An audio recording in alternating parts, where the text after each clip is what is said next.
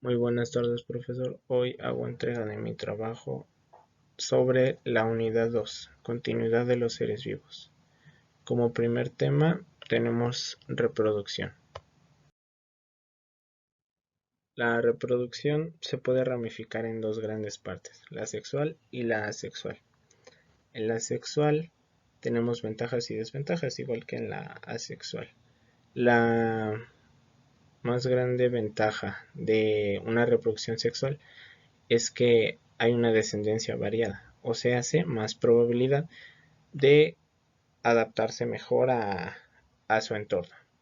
En la reproducción sexual existe la unión de dos células haploides que al juntarse se vuelve una célula diploide.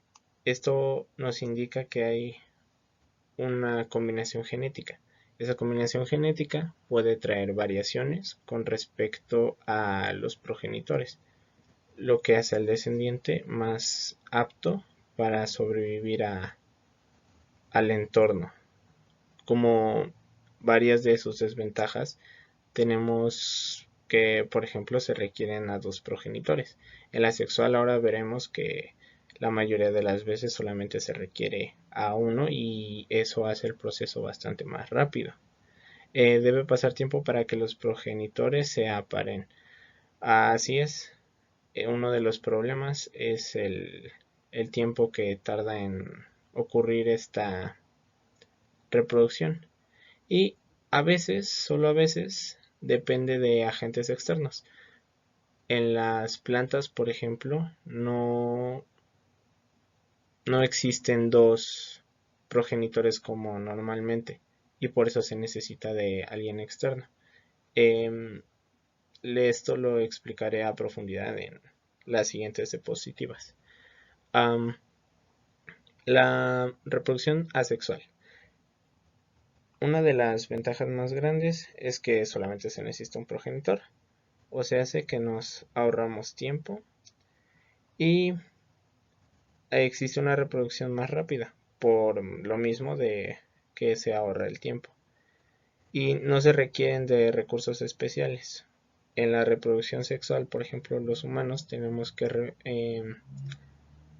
generar esas células para que la fecundación, para que la unión de esas dos células se pueda dar. En la sexual no, las bacterias y todo lo que hay ahí se reproducen por sí mismas y no sucede nada. Ahora, como desventajas, obviamente como la desventaja más grande que tenemos es que no hay una variabilidad genética. O sea, hace que la, el resultado de la reproducción va a tener, el organismo que salga de ahí va a tener las mismas posibilidades de sobrevivir en el entorno que tuvieron sus antecesores. O sea, no hay una evolución como tal en la reproducción asexual. También la reproducción abundante en ciertos casos no es posible controlar la reproducción asexual. Esto puede causar una sobrepoblación, aunque sí es cierto que al detectar una sobrepoblación, la célula se detiene y se deja de reproducir. Ahora pasamos a tipos de reproducción, ya sabiendo que existen las asexuales y las sexuales. Empecemos con las asexuales. Fisión o bipartición. Ok. Esta reproducción es propia de la célula procariota. Se obtiene de dos células iguales genotípicamente. Aquí tenemos el cromosoma dentro de la célula, la cual llega a la zona de unión y se divide. Ya para este punto tenemos dos. Al unirse a esta zona, la célula detecta que está lista para separarse. Entonces lo siguiente que hace es empezar a partirse y así se forman dos células hijas que tienen exactamente las mismas características que la célula madre.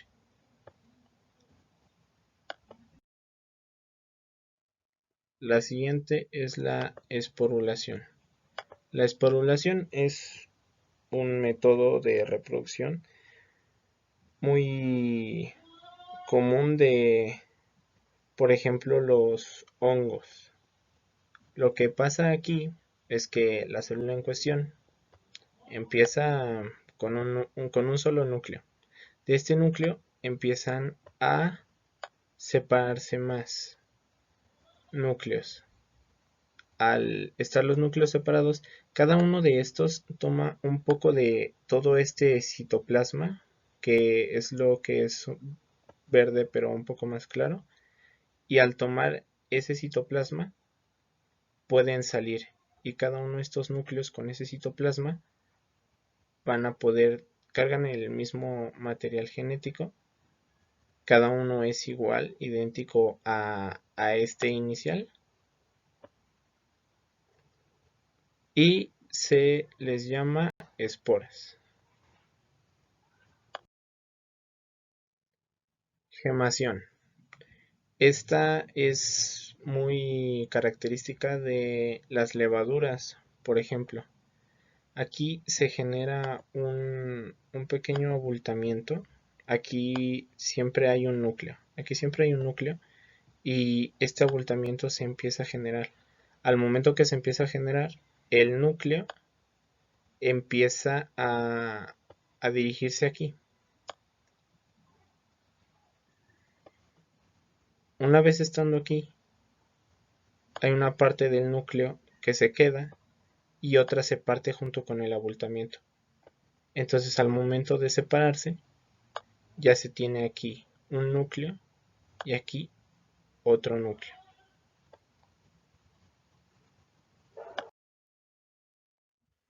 Fragmentación. Cada parte de estos individuos es 100% capaz de regenerarse. Siempre debe haber una fragmentación o siempre debe haber una ruptura en lo que viene siendo el organismo, y desde donde sea que sea diseccionado, por ejemplo, podría ser solamente esta parte, y esta simple parte debe ser capaz de volver a generar un cuerpo como en esta imagen sugiere. El corte es de este modo y tanto esta parte como esta parte son totalmente capaces de volver a generar su forma original, dando así paso a nueva vida. Esto se ve en las estrellas de mar, como aquí se muestra, y en las algas gigantes o algas pardas, por ejemplo. Y hasta aquí la reproducción asexual, o bueno, al menos sus tipos. Empezando con la sexual, tenemos la fecundación. Aquí los individuos macho y hembra juntan cada quien sus células haploides para formar una célula diploide. Una célula haploide solamente cuenta con un juego de cromosomas. Al juntarse con otra haploide generan una diploide y esta tiene la función, la característica, la habilidad de empezar a partirse y generar un ser vivo. Este método lo siguen bastantes de los animales más allá de los humanos. Y también tenemos la reproducción hermafrodita, que no deja de ser sexual, a pesar de que únicamente contamos aquí con un ser vivo. Este ser vivo tiene aquí su órgano sexual masculino y aquí el femenino. ¿Qué pasa? Por sí mismo o por sí misma, esta flor no es capaz de reproducirse. depende únicamente de los factores externos, llámese viento, llámese abeja, para hacer que esta parte del órgano llegue aquí y entonces se genere la reproducción.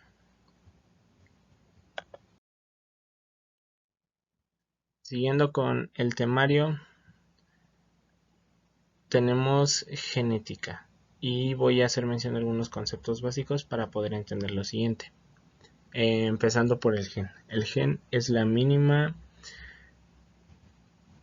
parte, la mínima porción de información que podemos transmitir nosotros a las generaciones o a nuestras descendencias. Los alelos, por poner un ejemplo, el gen que determina mi cabello puede tener el alelo rubio o negro o castaño. El alelo es una expresión del gen. El homocigoto es la obtención de dos alelos iguales. Siguiendo el ejemplo, si mi madre tuviese el cabello castaño y mi padre también, entonces yo también tendría el cabello castaño. El heterocigoto es lo contrario, son dos alelos diferentes. Si mi madre tuviese el pelo negro y mi papá tuviese el pelo rubio, entonces ya no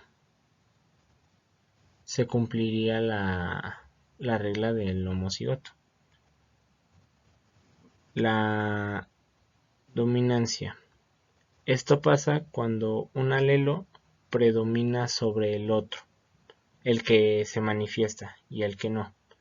Si hubiese dominancia de el pelo oscuro de mi madre sobre el de mi padre, entonces en mí se manifiesta, hay dominancia sobre el alelo heredado por mi padre.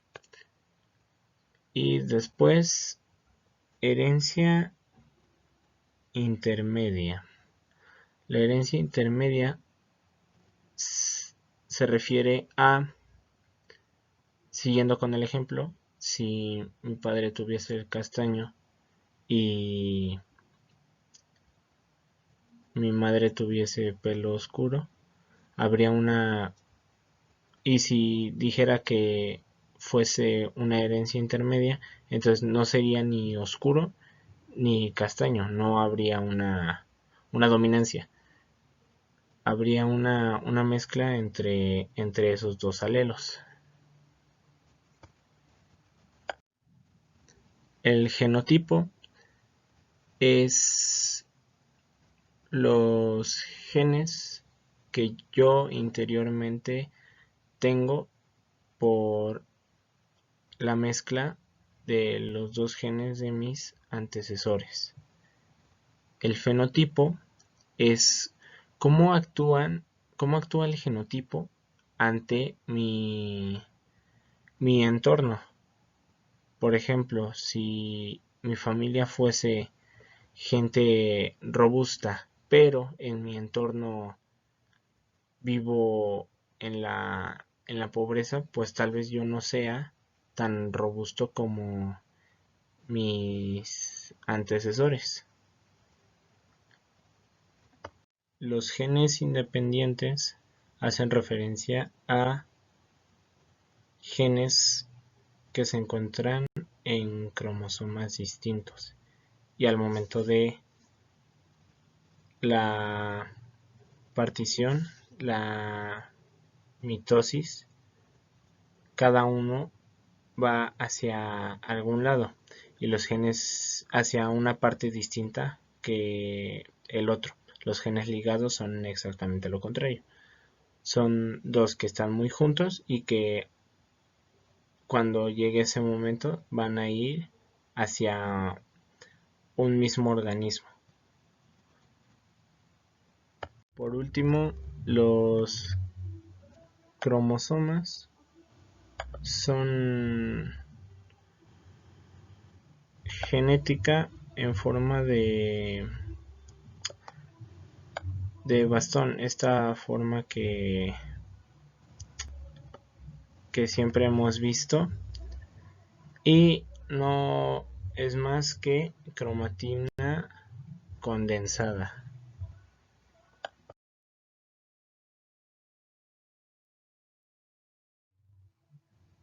Primera ley de Mendel. Mendel dedicó mucho tiempo de su vida a investigar guisantes y cruzarlos entre ellos. Descubrió que al cruzar dos razas puras, por decirlo de algún modo, entre ellas una siempre va a dominar sobre la otra, y quien domine siempre va a pasar sus genes, fenotípicamente hablando, a su descendencia. Su descendencia va a tener esa característica en la que él domine. Por ejemplo, aquí el guisante amarillo predominó sobre el verde, y por eso su descendencia tiene el color amarillo. Ahora, eso no significa que en los genes no haya eh, material genético del verde. Lo hay, pero no se manifiesta. Podríamos decir que aquí el gen dominante, como hemos visto antes, es el de el chícharo amarillo. Segunda ley de Mendel. Esta parte con esta segunda ley partimos de la cruz anterior, en donde el chícharo amarillo se manifiesta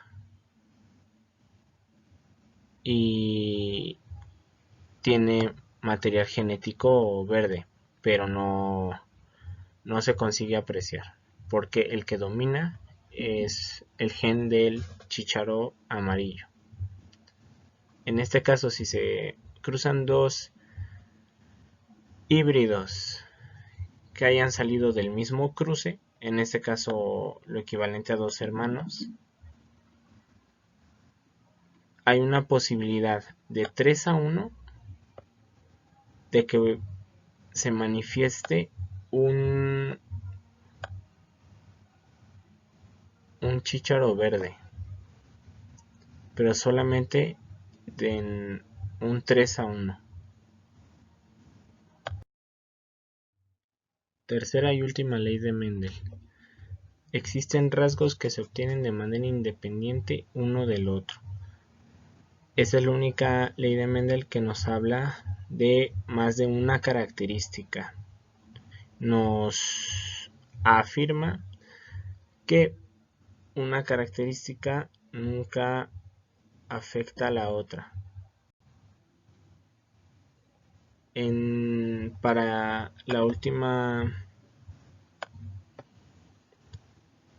Para esta última ley se usa el cuadro de Punnett y se pone ya no solo el chícharo amarillo y el verde, sino que también se toma en cuenta el hecho de la piel rugosa y la piel lisa.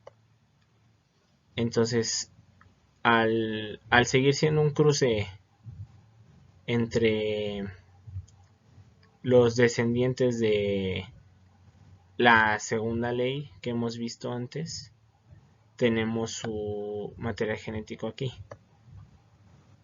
AB, A mayúscula, B minúscula, A minúscula, B mayúscula.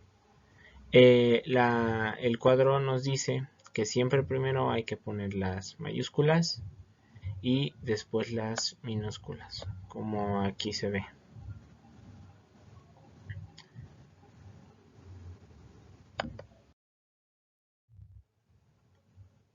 Ingeniería genética. Este tema es muy nuevo en la humanidad y nuevo entre comillas, porque llevamos transformando esto de la genética desde hace mucho tiempo realmente. Solamente que en ese tiempo no teníamos el control y recién empezamos a ver de lo que somos capaces ahora que conocemos más sobre la genética gracias a gente como el mismo Mendel. Por ejemplo, estos jitomates. Seguramente los jitomates hace mucho tiempo no eran así de grandes ni así de anchos, pero el mismo humano al seleccionar solamente algunos, de algún modo estaba cambiando la genética de los jitomates sin querer el hacerlo y ahora son como los conocemos ahora, pero porque llevan muchos años de evolución igual que nosotros. Esta, esta ingeniería tiene mucha relación con la bioética porque ahora que tenemos este poder de cambiar la genética de las cosas que comemos, de las cosas que usamos para sobrevivir día a día, aquí es donde nos tenemos que preguntar hasta qué punto está bien, hasta qué punto está mal, que si realmente nos va a traer un beneficio o si a la larga puede terminar matándonos o haciéndonos más daño de el beneficio que realmente creemos que nos pueda llegar a hacer.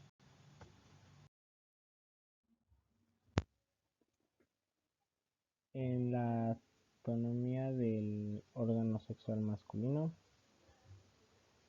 tenemos los siguientes elementos: el escroto y aquí la bolsa escrotal, por aquí la uretra, que es por donde viajan todos los líquidos, que se conecta directamente a la vejiga, obviamente pasando por la próstata.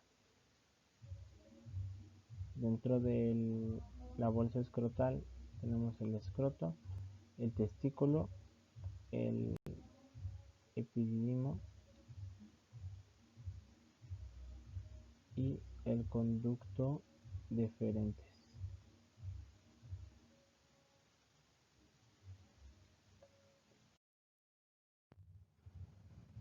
En cuanto a la anatomía del órgano sexual femenino, tenemos el orificio abdominal de la trompa de Falopio, que sería esto. Tenemos los ovarios, el cuerpo, el cuello o cervix, el orificio vertical externo,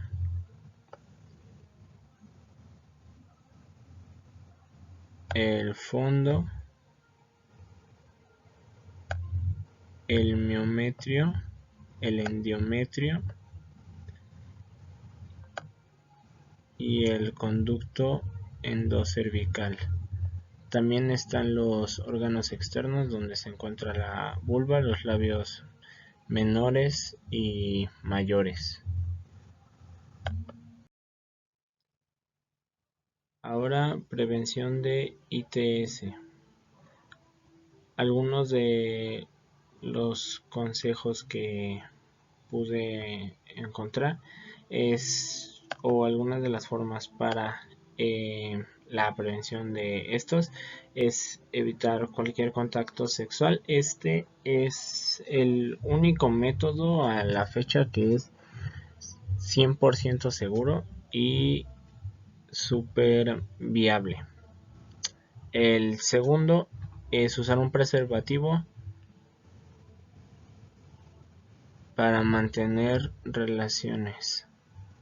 No es totalmente seguro, pero sí es bastante efectivo y muchísimas veces muy barato. Por último, Acudir al médico al notar la más mínima irregularidad. Esto incluye algún tipo de comezón, ardor, tal vez algún corte. Ante la mínima sospecha de que algo puede estar mal, lo mejor es quitarse la pena y contactar al centro de salud o al urólogo directamente. Métodos anticonceptivos. Esta vez están separados por colores. Los azules son métodos hormonales, ya sean pastillas, inyecciones, parche cutáneo o anillo vaginal. Todos estos son muy eficaces, pero sí que es verdad que al meterse con las hormonas puede generar problemas más adelante si se abusa de su uso.